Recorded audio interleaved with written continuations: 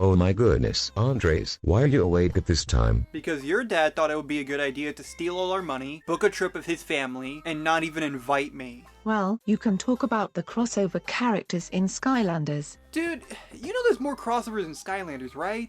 Oh. You guys, you know what this means? It's time for you to get a job. First off, what's that? And second off, it's Skylanders time! And today, I want to talk about the other crossover characters that are in Skylanders. We all already know that characters like Donkey Kong, Bowser, Crash Bandicoot, Dr Neo Cortex, Spyro, and Cynder are all from other franchises that made appearances in Skylanders. But I want to dig deeper. Some characters played very small roles, or people just don't talk about them as much compared to the main 6. So today, we're talking about Skylanders' forgotten crossover characters. Lovely, I'll go get us some snacks.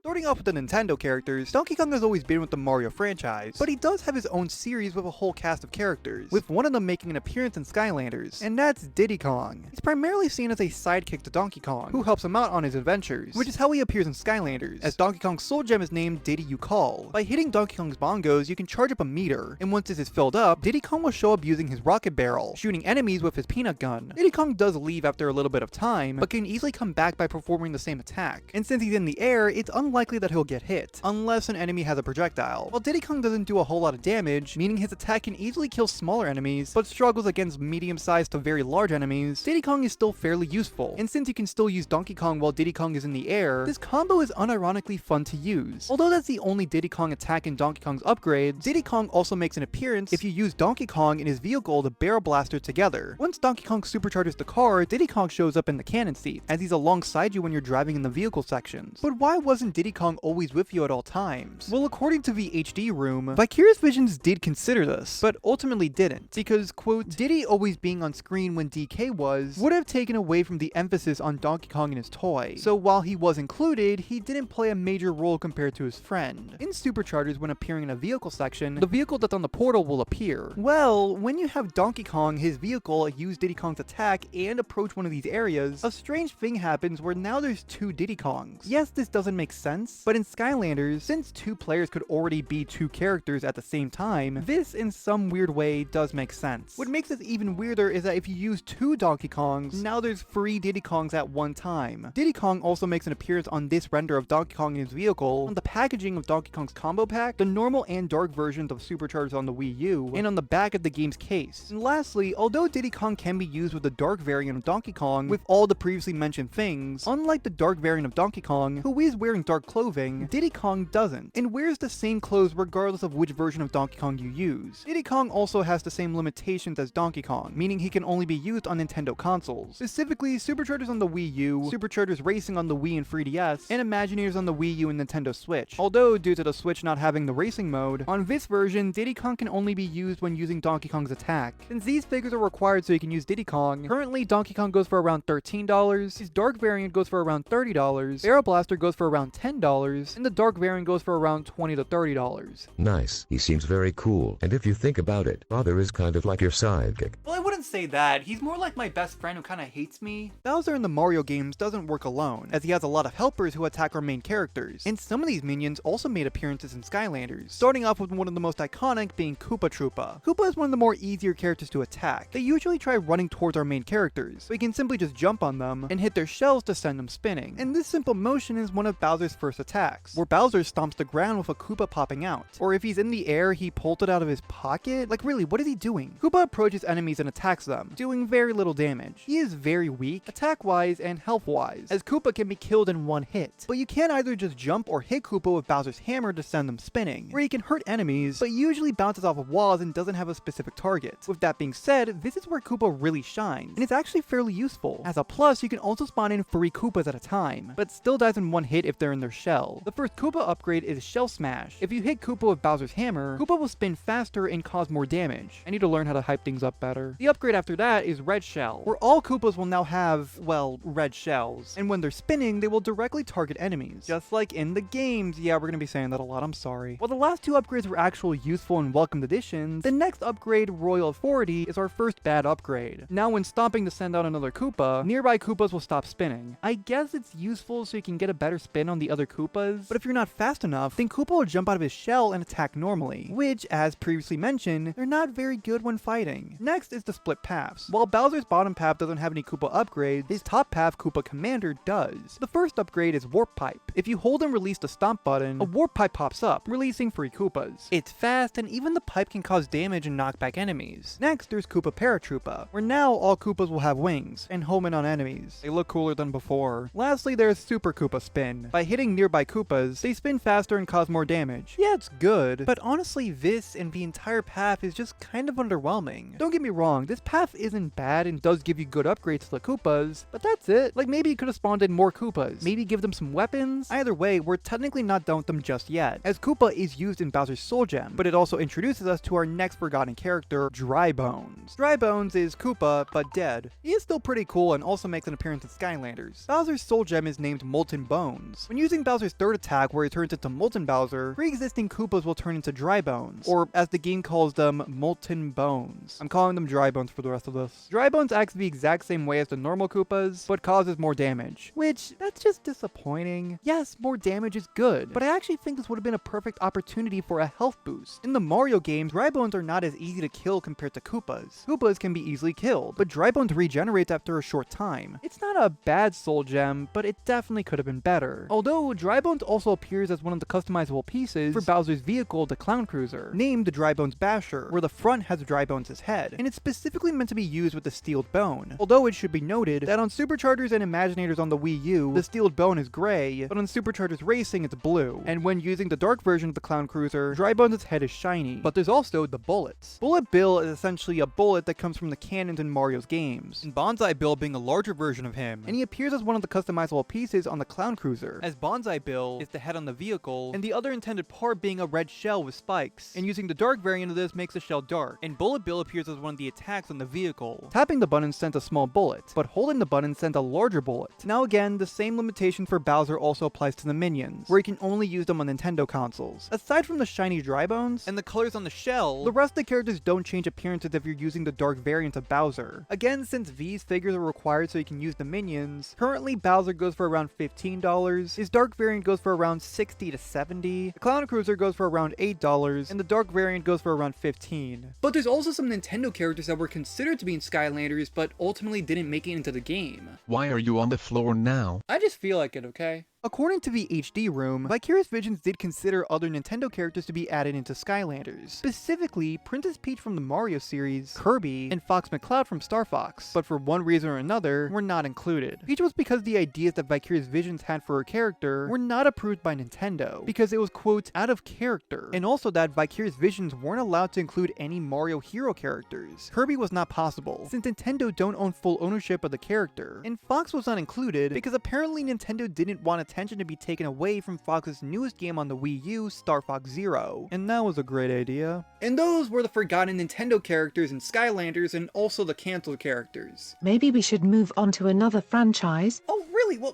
thank you very much, Burbs Niece. It's not like I was gonna do that anyways. Happy to help. Okay, well, next up are the forgotten Spyro characters. Wait. What could you possibly want? Is Spyro really a crossover to Skylanders? You know, that's actually a fair question to ask. Technically speaking, the Skylanders franchise wouldn't exist without Spyro, as it was originally called Spyro's Kingdom. But as the game developed on, it eventually created its own heroes, villains, and became the game that we know today. It's kind of debatable if you can really consider Spyro a crossover to a game that only exists because of him. But you could also argue that since the series really began to stray away from Spyro, that Skylanders is kind of its own thing. Well, for the sake of today's conversation, since Spyro the Dragon and Skylanders are two separate franchises, I'm still going to discuss the other Spyro characters that made appearances in Skylanders, but at the end of the day, I'm going to leave it up to you to decide if you can really consider this a crossover.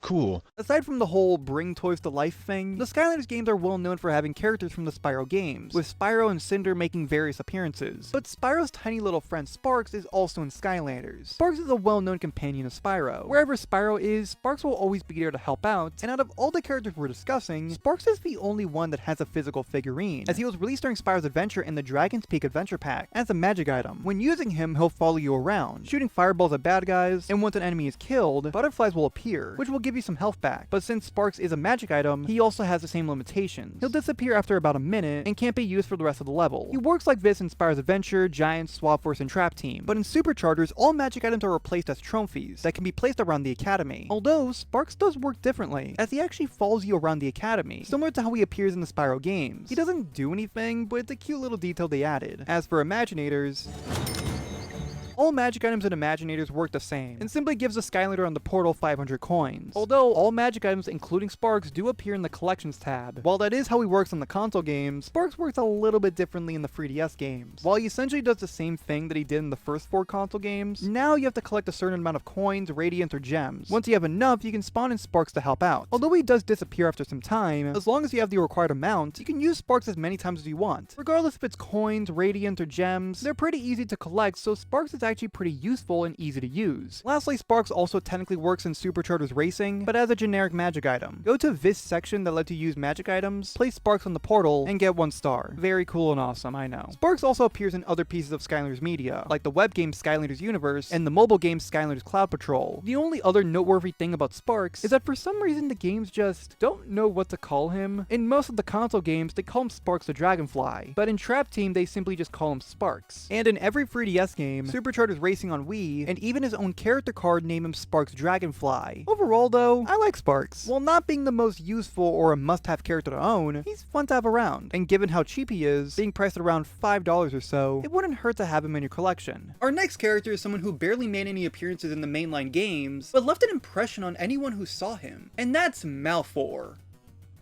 What's wrong with him? Don't you know, birds are terrified of dragons? So like, Spyro? Ah. Malefor is the bad guy from the reboot of the Spyro series, The Legend of Spyro, and like I've been saying, he made several appearances in Skylanders. While at first he was only named in the backstories for Cynder and Hex, he made significant appearances in other pieces of Skylanders media, with the first on-screen appearance being in the Skylanders comics, issues number 7, 8, and 9, named Return of the Dragon King. In issue 7, Spyro, Hex, and Cynder get their powers taken from a fairy named Calliope, so the 3 of them, along with Wallop and others, try finding her. As the Skylanders get closer and closer, Calliope smashes the crystal containing their powers, and awakening Malefor, the undead Dragon King, as he takes out the group of Skylanders. In issue 8, while Spyro and his friends are chained up, pretty much every Skylander are fighting Malefor, as the Cores, Giants, Swappers, and Trapmasters try fighting off the giant threat, but ultimately are unsuccessful. The prison characters start explaining their experiences with Malefor, as Cynder explains that Malefor took her before she was hatched, and trained her to be evil, while Hex explains that in the past, she had an encounter with Malefor, where she ended up winning, but is now undead because of the battle. They assumed that Malefor would be gone, because of what Hex did, but given the name of the book, he obviously returned. Cutting back to the Academy, Malefor continues to fight the Skylanders, and so far is winning in the fight. But that's when Spyro, Hex, Cynder, and the rest of the group show up, and continued into issue 9, Malefor fights Spyro and his group, and after lots of backs and forths, the Skylanders eventually were able to destroy a crystal that Malefor had, restoring their powers. To end off the battle, Flynn's ship was tied to Malefor's tail, and Wallop knocking it off the edge. Malefor hangs onto the island, begging Calliope for help and that he'll do anything, but eventually he falls off. It's a good book, and shows us so much of what Malefor as a character is, that you just want to see more of him. His next and only other significant appearance was in the Netflix series Skylanders Academy. In Season 2, Episode 3, Cynder is introduced to the show. After getting told by Spyro that bad guys will always be bad, Cynder yells at Spyro, telling him that Malefor is her father, making her believe that she was born to be evil. After Cynder leaves and goes back to her old home, the Skylanders find her. While the group tries convincing Cynder that she's not evil, Malefor flies in and treats Cynder in a very nice and kind manner. Cindy, there you are, sweetheart. You were not at the mall like you said you'd be. Anywho, taco night? Malefor attacks the Skylanders, as he laughs at the idea that Cynder would want to be like them. Malefor mainly attacks Spyro, but as Spyro finally convinces Cynder that she can be good, Malefor notices the type of dragon that Spyro is, as he reveals to Spyro that his family is extinct, and that he helped get rid of them. Malefor attempts to kill Spyro, which is when Cynder jumps in and attacks her father, which ultimately results in Cynder and the rest of the Skylanders leaving, and Malefor essentially disowning Cynder. And I am not saving you any tacos! He wouldn't appear in another episode until Season 2, Episode 13. Spyro went to Malefor for help to find his family, as in the show, it was revealed that Spyro's family was not actually dead, and that Malefor wasn't responsible for their disappearance. But Malefor is still beyond upset about the Skylanders taking Cynder. Being unwilling to help, continues to attack Spyro, and kidnaps him. Malefor speaks to everyone through a portal thing, announcing that he will release Spyro if Cynder is returned to him. As Malefor is waiting, Chaos shows up and asks Malefor for Spyro, as that's what Strikor wants. The Skylanders eventually show up to attack Malefor, and after he gets hurt and is on the ground, he does the same manipulative tactic that he did in the comics, as he's laying on the ground, begging Cynder to stop, and that he's sorry. But this time it actually works, as Cynder is tricked into thinking that her father is actually remorseful, but Malefor snatches Cynder and flies away, as Malefor and Cynder are not seen for the majority of Season 3 until Episode 12, as the Skylanders go on a journey to save Cynder, as she can help them get to a certain location. Once our main characters eventually arrive, Malefor shows up as well, and they begin fighting. As the Skylanders begin losing, Spyro reveals that he's actually scared of Malefor, since he's afraid that Malefor will cause more harm to not only him, but also his friends. Malefor wants to take the light energy from the Skylanders, but he gets tricked by Spyro into thinking that he's evil and can give Malefor the power to be invisible, which helps the Skylanders escape as Malefor tries chasing them. He attacks Spyro with his tail, causing it to get stuck in a rock, allowing the group to get away. Malefor's appearance in the show, while yes being a lot more silly compared to the comics, he still does pose a threat to the Skylanders. With that being said, has Malefor made any other appearances? What about the games? He only made one small appearance in Superchargers as a Skystone. He has a special ability to deal 1 damage to 5 enemies at random. He has 1 heart and 3 attack points. Wait, 1 heart? Bear in mind that by the time that Superchargers released, the complete book, with all 3 parts of the Return to the Dragon King comics, was already released. So you mean to tell me that this dragon that single-handedly had taken down every single Skylander fighting him only gets 1 heart? The 3 attack points, it's kinda odd, but he does have that special ability, so it does kind of balance it out. But 1 heart? Meaning the Chompy or the Rock Skystone can technically kill him. You know, whatever. The only other appearance he's made, or at least was supposed to, was in the mobile game Skylanders Rings of Heroes, as the developers had mentioned him in the August 2018 dev blog, with an image of a developer working on Malefor, but unfortunately, he was never added to the game. But why wasn't one of the most genuinely evil characters in the Skylanders series never given a proper role in the Skylanders games? According to a writer of the Skylanders games and books, David Rodriguez, Malefor was considered to be added in the games, but apparently, quote, he never seemed to fit into the ongoing narrative of chaos and the darkness that was so integral to the franchise. He also didn't seem like someone who would reasonably pair with chaos. Although, one more thing to point out, according to, again, David Rodriguez, in a Q&A, the Malefor in The Legend of Spyro and the Malefor in Skylanders, despite having similarities, are 2 different characters. Make of this what you will. But at the end of the day, Malefor is one of the more interesting villains in Skylanders. He thinks very highly of himself, is a strong, powerful dragon, acts manipulative when he's losing, and although he didn't make too many appearances in the series, the times where he was in Skylanders were really memorable, and just makes me want to see more of him. The most convenient way to see Malefor is in the complete book containing all of the Return of the Dragon King comics, which goes for around $6 to $10. And although Skylanders Academy was made available on Blu-ray in certain places of the world, the more convenient way to watch it is on Netflix. But the entire series, including the episodes with Malefor, are also available on YouTube, uploaded by the channel Amazing Adventures. It's also on Tubi now for some reason. I don't really know why, it just is. And those were the forgotten Spyro characters in Skylanders. Now we get to talk about the forgotten Crash Bandicoot characters. Oh wow, brother, that's your favorite franchise, right? Yeah. Our first character is Crash's friend, Aku Aku. Why do you keep moving? Aku Aku, while yes being a good friend of Crash, he acts more like a protector, a mentor, and in general, someone who wants nothing but the best for Crash and his friends. He appears alongside Crash in Skylanders, and out of all the characters we're discussing, Aku Aku appears the most. Starting with how he appears with Crash's attacks, Crash in Imagineers is one of the only characters to have multiple lives, meaning that if he dies, he can easily respawn if he has another life. And thanks to the 5 to life upgrade, he has up to 5 lives, and Aku Aku is involved in this. After Crash gets revived, Aku Aku will spin around Crash, Crash, protecting him, and will also damage enemies if they get close. The only upgrade that directly benefits him is in Crash's top half named Aku Aku Dash. After Crash dies, he can run faster for a short time, and Aku Aku protects Crash longer. Although he doesn't do much, he is useful, and you'll probably be seeing him very often since Crash doesn't have a lot of health and dies fairly quickly. Not only does Aku Aku also appear to protect Crash when he's fighting the Sensei Shrine, speaks for Crash when you first tap him in. Fear not, Portal Master. I, the wise Aku Aku, will act as translator for Crash Bandicoot and assist in making your Imaginators more powerful than ever.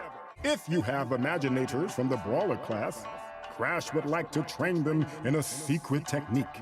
I'm sure it is quite amazing. But he also appears throughout Crash's level, the Thumpin' Wumpin' Islands. I'm calling it the Crash level for the rest of this. In the level, Aku Aku tells Crash that they need to get to the other side of the island, so they can attend the celebration. But due to all the bad vibes that started happening, he explains that they need to stop this. Reasonable reasoning. Aku Aku can be seen either following you, checking up on you from a distance, or speaks to you. His dialogue does change depending if he's speaking to Crash, Cortex, or Skylander. But one little detail they added was that Aku Aku mentions that Spyro is an old friend of Crash. Your old friend Spyro has been searching the islands for anything giving off those bad vibes. This is actually fairly accurate in the world of the games, as Crash and Spyro have interacted and worked together in the past. Not only is Aku Aku in Skylanders, but also his brother, Uka Uka. Uka Uka is essentially the complete opposite of Aku Aku, both literally and personality-wise. He's evil and works a lot with the villain characters in the Crash games. And like I said, he's in Skylanders. He appears with Cortex as his second attack. At first, he's used more like a shield that can cause damage, and thanks to some of his upgrades, they make him even better, as Uka Uka's first upgrade, Masquerade, lets him block projectiles, and all of Cortex's bottom path, named Wonderful Wizardry, gives us 3 more upgrades. Boo Uka pushes enemies in a straight line, while destroying projectiles. Mask in the Mirror, whenever Uka Uka blocks a projectile, he now floats in the air, and whenever an enemy shoots a projectile, Uka Uka shoots a laser at the enemies, but disappears after some time. Lastly, there's the You Do That Voodoo upgrade. By holding the Uka Uka attack, he will remain on the land, as you can control him. Although looking like a laser, only the part with Uka Uka can damage. This one is the only one where it's not a bad upgrade. It can easily take out smaller enemies, but with medium-sized enemies, you could unintentionally drag them towards you. Overall though, Uka Uka is still a pretty good attack, so 10 out of 10. But you can't use him in the air, so my apologies Uka Uka, I'm gonna have to dog down a couple points. He also appears during Cortex's fight with the Sensei Shrine, and just watch. Quite honestly, I just figured this stuff out, so I'm just gonna go do it again. Alright.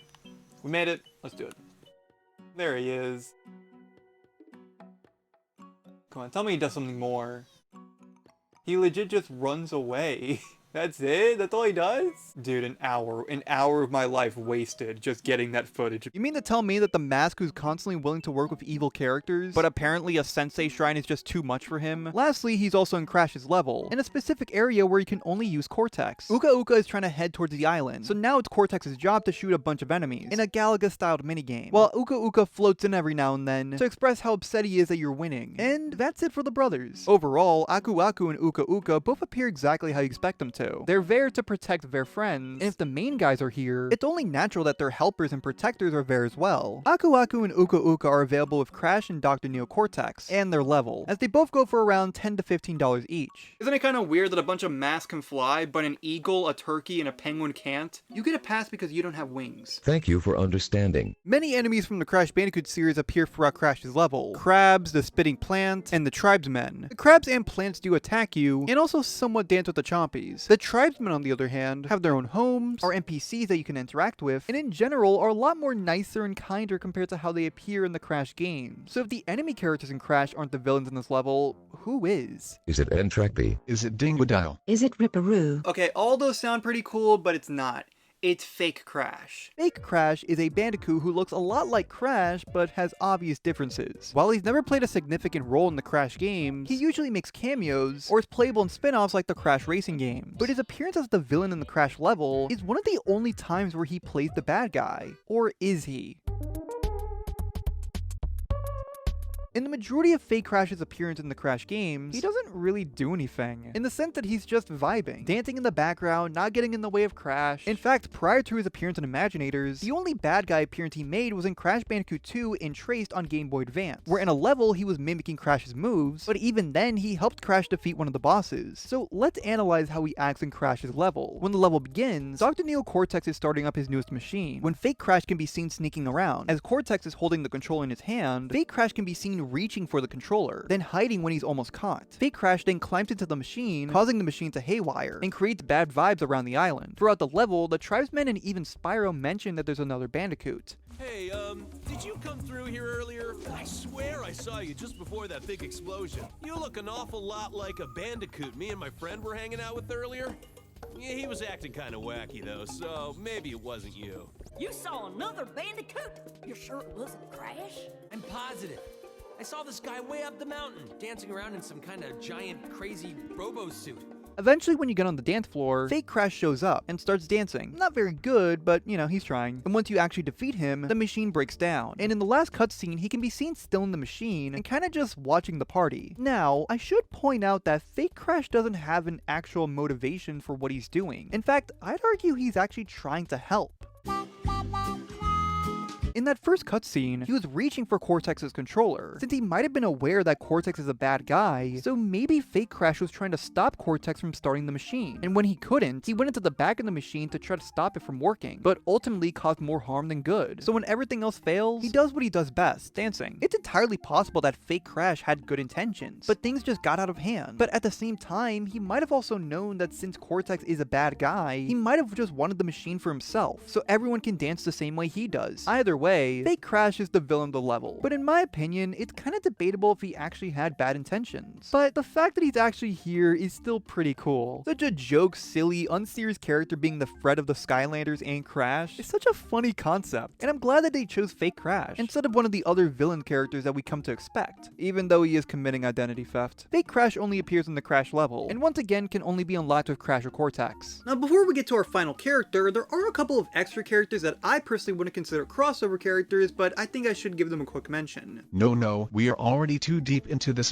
In Season 1, Episode 10 of Skylanders Academy, the episode where Crash Bandicoot is introduced, he mentions that he needs to rescue Tawna, another character from the Crash Bandicoot series. Last thing I remember, I was on the Wampa Islands and about to free my friend Tawna from the clutches of the evil Dr Neo Cortex. There are various reasons why I personally wouldn't consider her a crossover. She doesn't appear in the show or anywhere else, and only gets a brief mention, but you could also theoretically consider the TNT and the Crates crossover characters, the things that Crash uses and are scattered around his level. Well, in Crash Team Racing Nitro Fueled, the TNT and the Crates are playable characters, but for obvious reasons, I'm not considering these crossover characters. They were jokes, and they're not actual characters. There's also a McDonald's Happy Meal commercial where Barbie is in the same place as Snapshot, but I think it's a bit of a stretch to call this a crossover. Obviously, I'm not counting any of these as actual crossover characters, but I thought it'd be funny to give them a quick mention. It was not. Now come on, just finish the conversation. What was the last character? Okay, look. Our final character is Coco. Coco is one of the more well-known characters in the Crash series. Not only is she the sister of Crash, she likes technology, is nerdy, and this is the last one I swear, I promise, is in Skylanders. Coco's first mention is in Season 3, Episode 9 of Skylanders Academy. As the Eruptor is showing Crash the time device thing, Crash mentions Coco liking sciencey stuff. My sister Coco would be so jealous. Yeah, she's way into that science stuff, you know. But Coco wouldn't make her first appearance until the last episode of the series, Season 3, Episode 13. The crew needed more people to attack Chaos, and since there's no time to return to the Academy, Spyro asked Flynn to go somewhere else. Captain Flynn! Didn't you once tell me you knew the way to the Wampa Islands? Eventually, the Skylanders meet Chaos at the Core of Light. Without Cynder, even though she was on the ship beforehand, you know, whatever. The Skylanders introduce Crash, and Crash introduces Chaos to his sister. G'day. Coco's appearance in Skylanders looks similar to her design in Crash Mind of a Mutant, which by the time that Season 3 was announced and started production in February of 2017, this would have been Coco's most recent appearance. And in the show, she also has an Australian accent. I reckon if I put this together correctly, it will either send out an EMP strong enough to knock out the two small robots, or turn us all into puddles of goo. Now, I believe this was done since her brother, Crash, who had appeared in the series multiple times prior to this, also has an Australian accent. Holy dooly! Impressive bucket of bolts, mate! I have got to show this to my sis Coco. So from a showrunner's perspective, it would make sense that if one sibling has the accent, just give the accent to the other. Now, yes, Coco doesn't have this in the Crash games. Crash! My battery is fried. Make yourself useful, big brother, and bring an extra battery for me. Okay, hand me the transpalooper. Well, I think I know someone we can ask. a bunch of evil scientists attempting interdimensional domination. But also bear in mind that Crash doesn't talk in his own games, and yet talks in the show. Simply put, I just don't think it matters all that much. Either way, Coco's voice actor in the show is Tara Strong, and although she only has a small handful of lines, she does a great job. Anyways, in the episode, after Chaos insults the Bandicoots, Coco retaliates by throwing a boomerang at his robot. As the crew are fighting Chaos, Coco is hiding behind a gear, getting her weapon ready, as later she uses said weapon to kill off the enemies that Chaos used to attack the Skylanders. She then gives Pop Fizz her boomerang, which Pop Fizz immediately throws at Chaos. But that same said boomerang would come back later to hit Chaos, causing him to nearly destroy the Core of Light. Although Coco doesn't speak for the rest of the episode, she can be seen with her brother on Flynn's ship. And as an interesting fact, Coco is the last crossover character to be added into Skylanders. And honestly, I couldn't think of a better character to add. Coco's appearance was a fun addition to the big fight. She made her one and only appearance of Skylanders something that's worth seeing. As mentioned before, Skylanders Academy is available on multiple different ways, but the most convenient way to watch is on Netflix, YouTube, or Tubi. And those were all the crossover characters that don't get anywhere near as much attention compared to the main 6. To show my support, I bought one of each character's different pieces of merchandise.